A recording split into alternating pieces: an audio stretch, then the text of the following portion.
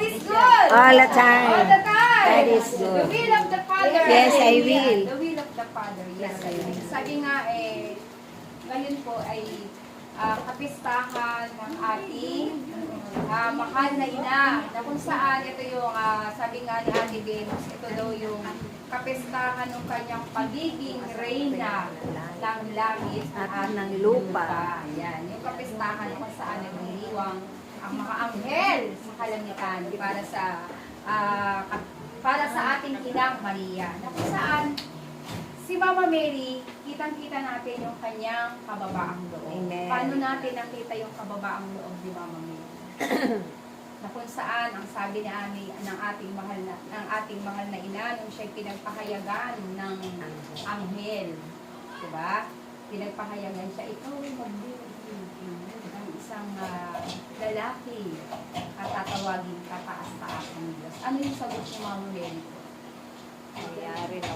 Ako'y alipin ng Diyos, maganap sa akin ang iyong sinabi. Amen ba? Yan yung sinagot ni Mama Mary, punong-puno ng kababaang loob. Amen ba?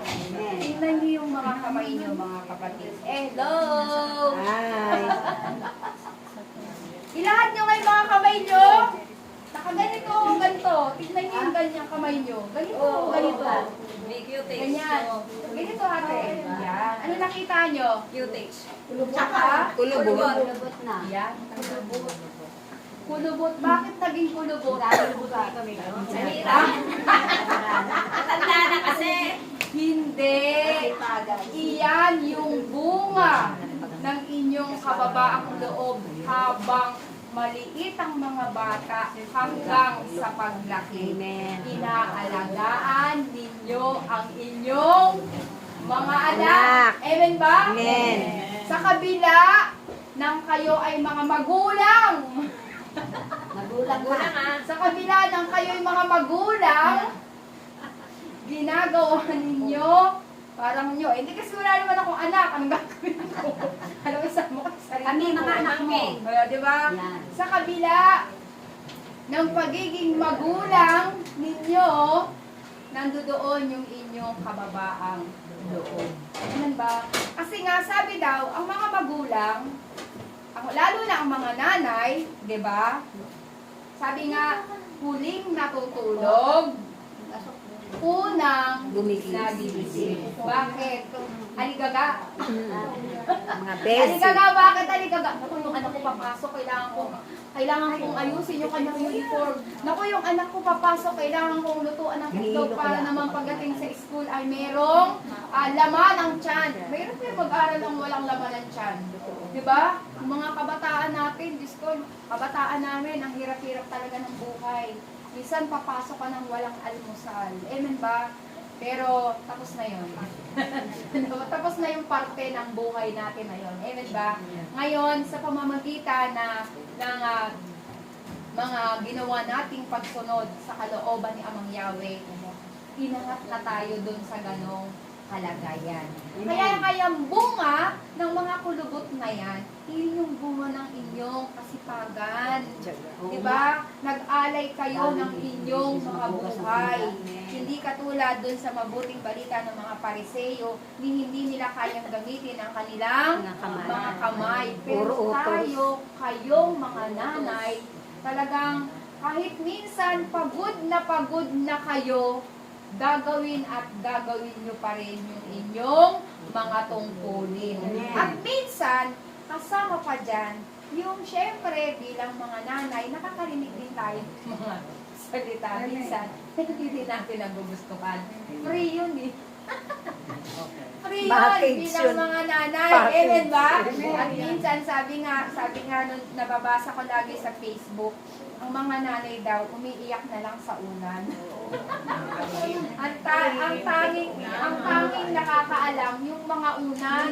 Amen ba? Kaya pag pinila mo yung unan mo, basang-basa, di ba? Di malaman sa laway, o sa pawis, o sa luha. Pero totoo yun, di ba?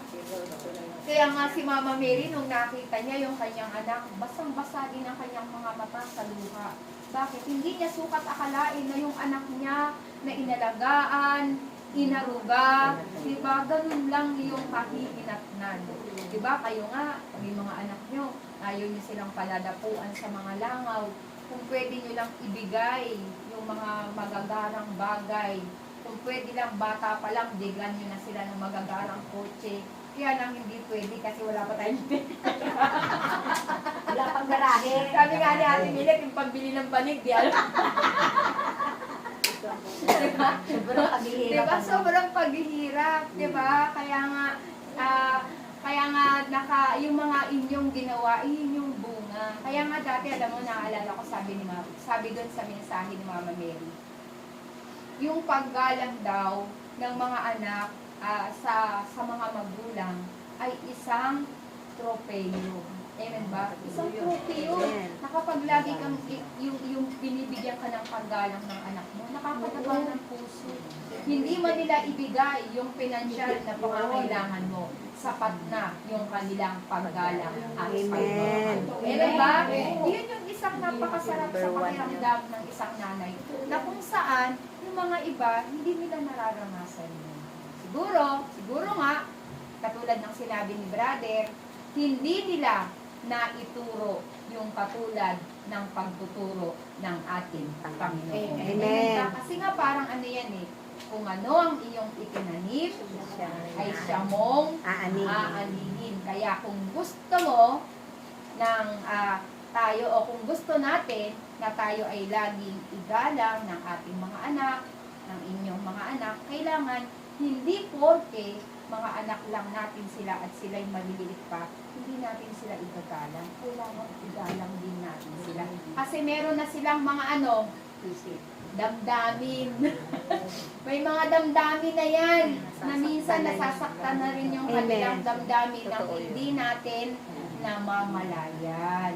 Kaya nga yung mga kulubot, ayan yung price nyo eh. Na pag tinitignan mo yan, ito yung dahilan kung bakit pinagpala ang aking mga anak. Amen. Diba? Yung tingin naman si Ate Dave. Diba? Diba? Totoo naman eh. Diba? Totoo naman eh. Alam si Ate Tess, iyan yung dahilan. Diba? Ito yung naging dahilan. Itong mga kulubot na to kung bakit ang aking mga anak ay nasa magandang kalagayan. Amen ba? Palakpakan natin ang malakas ang ating Panginoon. Kaya nga, dahil si Mama Mary ay talaga namang talagang nagpakababa sa kanyang katayuan nung siya ay naging magulang o na siya ay naging ina ng ating Panginoong Hesus. Ibinigay niya yung kanyang sarili. Kaya naman si Mama Mary ay kinoronahan bilang Reyna ng langit at lupa. Amen. Iyon yung halaga ng pagsunod. Amen ba?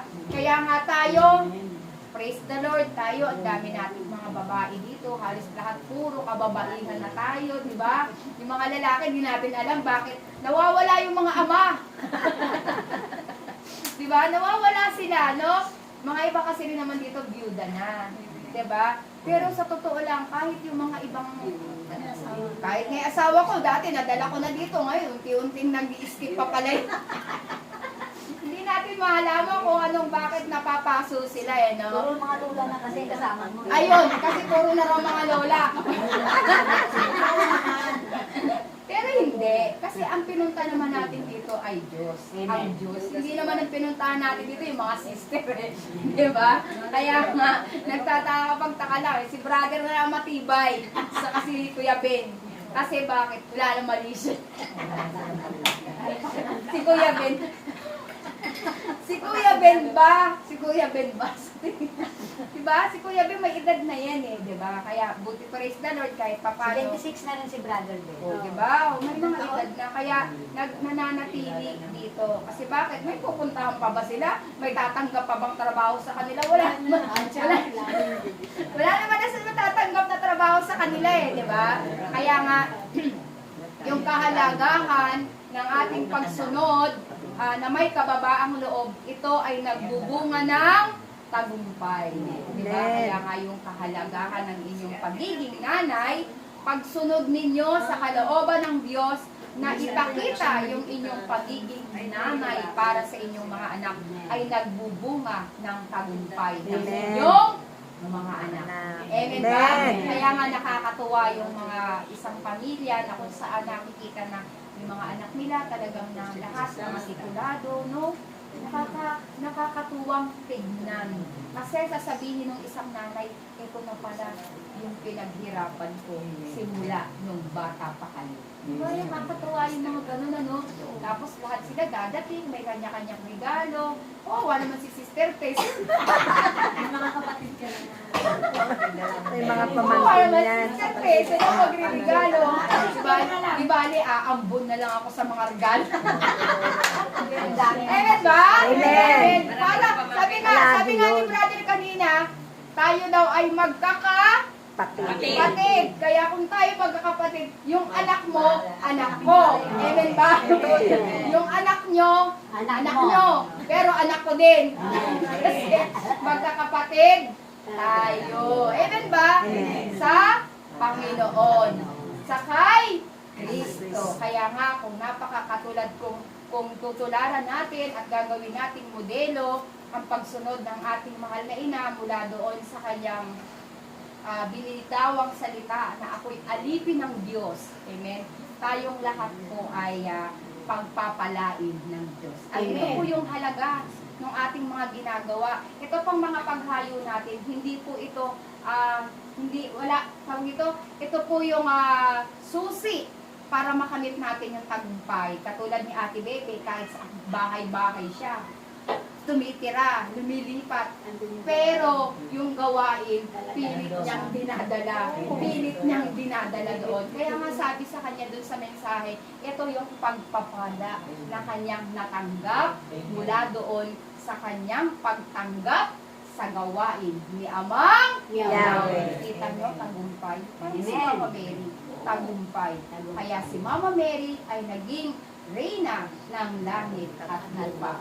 Mula sa kanyang pagsunod na buong kababaang loob. Alam naman ni Mama Mary kung ano yung sasapitin niya noong mga panahon na yun. Pero, hindi siya natakot. Sa kabila ng kanyang murang edad, hindi siya natakot maging nanay ng Diyos. Amen ba? Amen. Hindi siya natakot maging nanay ng ating Panginoon. Sa kabila ng mga panahon na yon, meron siyang kahalakip na pag-uusig. Ganun po yung ating pagsunod sa ating kalooban ng Diyos. Simula pa nang tawagin tayo ng Diyos, kasama na natin yan. Kasama na natin yung pag-uusig. Amen ba? Amen. At kapag hindi tayo natakot doon sa pag-uusig na yon, tagumpay ang kapalit. Amen. Kaya nga mga kapatid, maraming salamat. Kala ko, bakit? Hindi na brother.